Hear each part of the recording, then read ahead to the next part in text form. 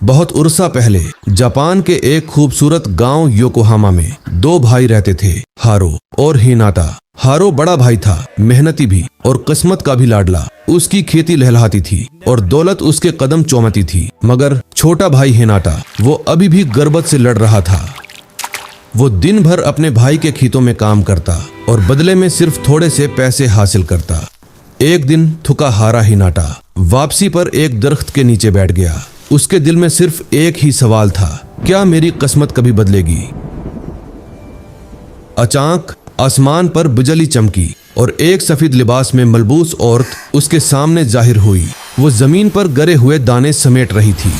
Hinata ने हैरत से पूछा, आप कौन हैं? वो मुस्कुराई और बोली, मैं परी हूँ और तुम्हारे भाई की मदद करने आई हूँ।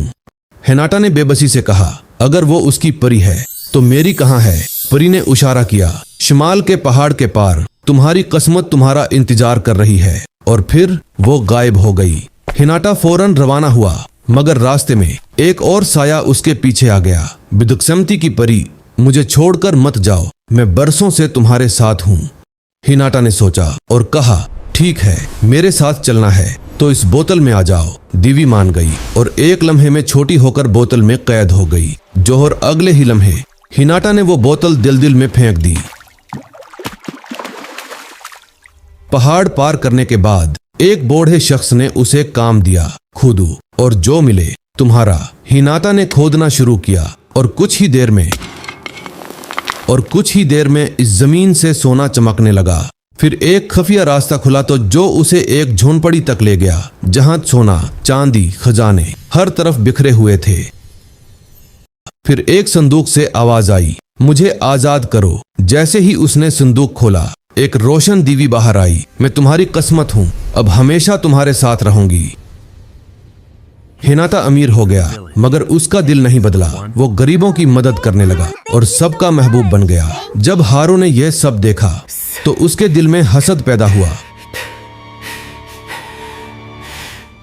वो उसी दिलदल तक गया और बोतल निकाल ली।